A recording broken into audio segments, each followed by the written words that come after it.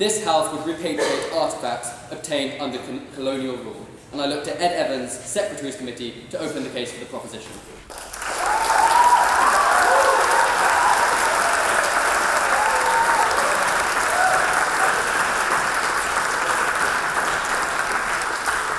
Thank you for such a kind welcome. Mr. President, honoured guests, ladies and gentlemen. It surely cannot fail to astonish that the treasures torn from the hands of the downtrodden by their oppressors should remain enshrined in our museums as curiosities. How can we acknowledge, let alone support, such a blatant display of self-interest's crushing of moral principle? How can the world truly claim to have left the dark days of colonialism behind when our museums continue to flaunt such a powerful and tangible statement of their injustice? These matters I will address in my arguments, but before I do, it falls on me to introduce the opposition for tonight.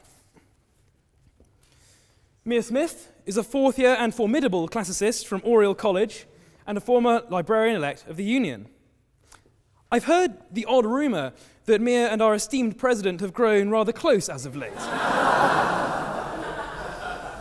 I'm delighted to announce, then, that in the spirit of the Union's reputation for free and fair debate, should the president consider Mia's arguments persuasive this evening, my speech for his impeachment is already in its second draft. Dr. James Kuno is president and CEO of the J. Paul Getty Trust. A veritable Hercules of the art world, he is quoted internationally and constantly with an awe usually reserved for the leaders of, if not quite the major world religions, then certainly those of questionable religious cults.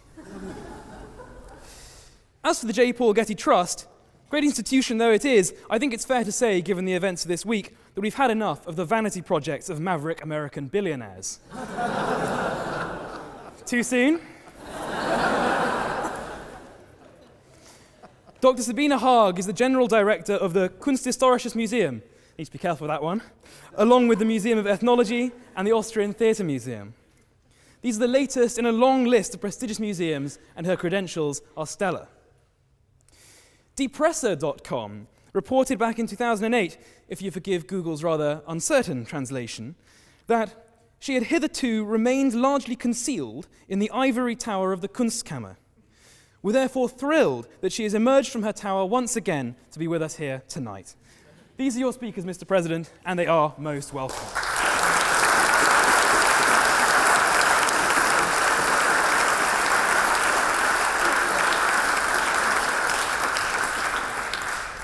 The motion before the House tonight has a very long history of controversy, so perhaps it is more important than ever that we should first clarify the terms with which we are working.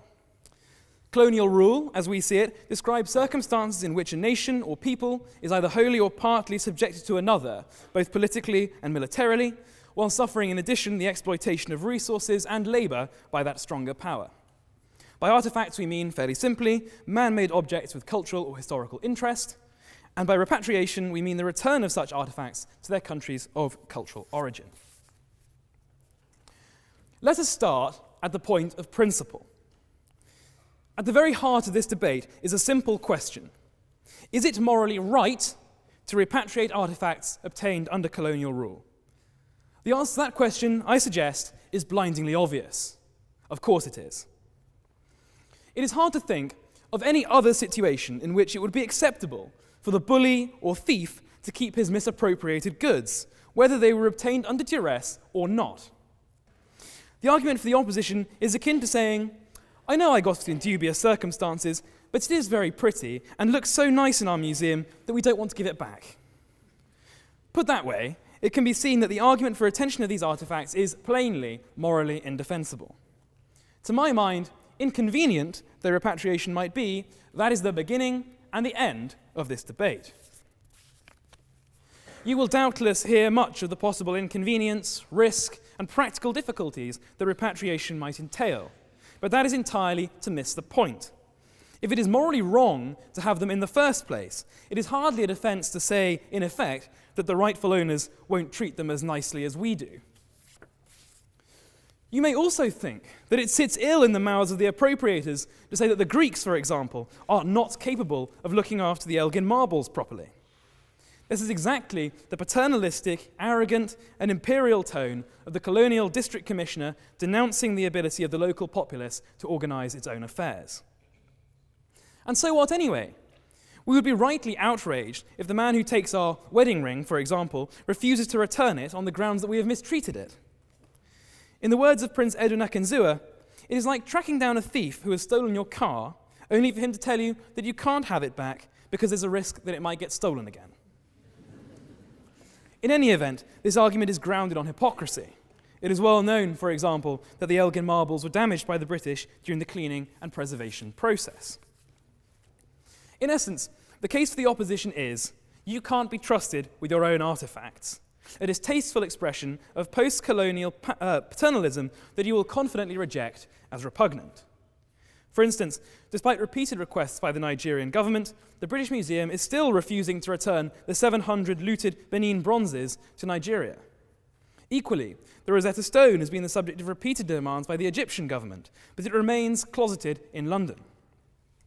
In this way, these artefacts become seen as almost souvenirs of imperialism, retaining a ghost of cultural ownership long after the waning of Britain's imperial power.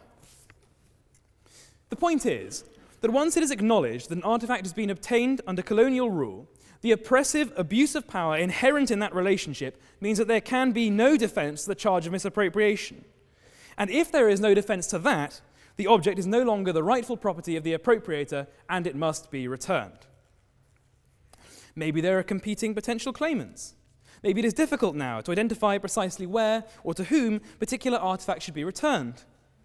This is no different from so many disputes of inheritance, and while such questions may take time and care to resolve, none of them detracts from the fundamental point that the property does not belong to the appropriator.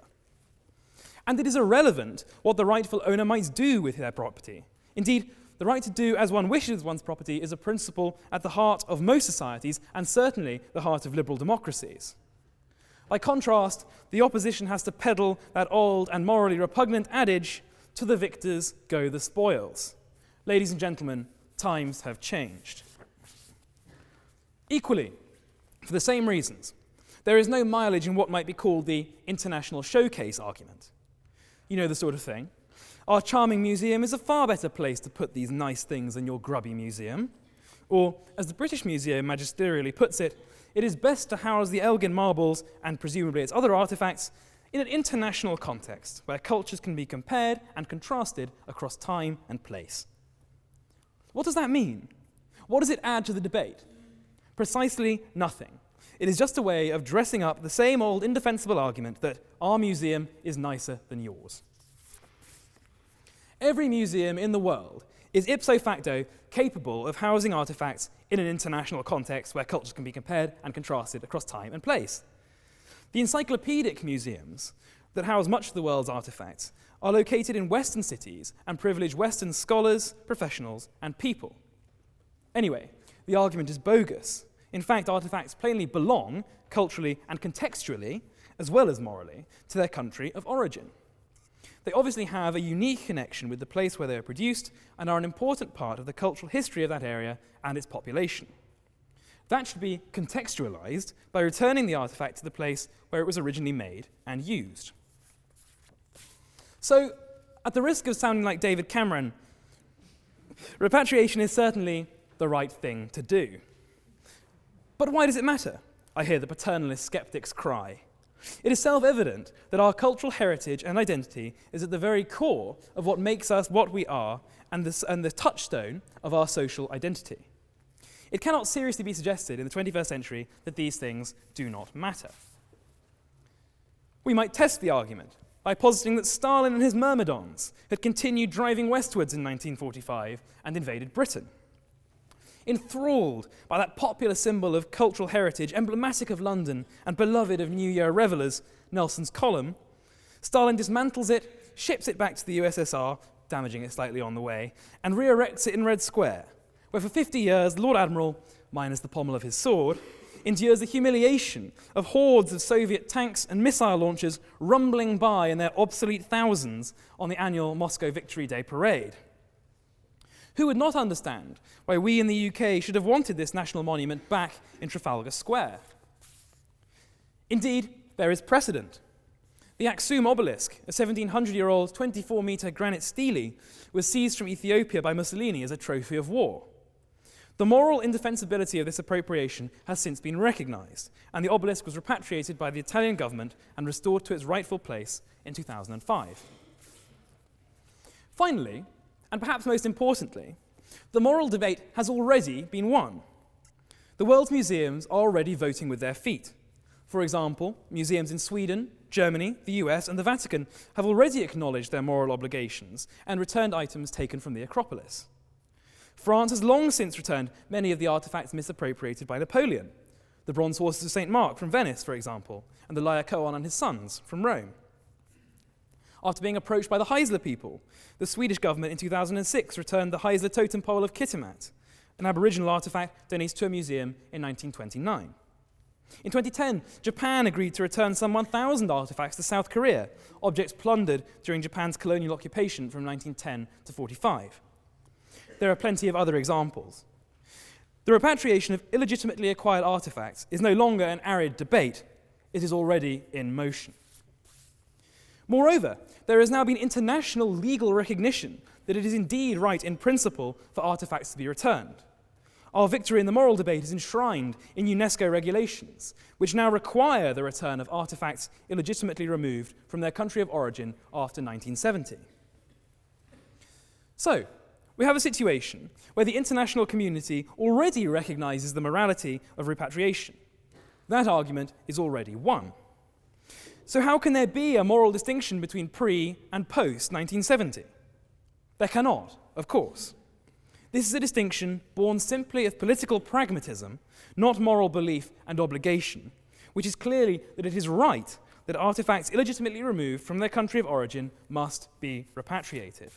The only people who refuse to repatriate artifacts are themselves relics, unable to move on. Do you remember that old playground chant, "Finders keepers, losers weepers"? Do you remember also the burning feeling of injustice it engendered if it was your property that had been misappropriated? In essence, that is precisely what the opposition is chanting at you today. Ladies and gentlemen, you cannot and will not vote for that. I invite you to take a moral stand, and I invite you to support this motion.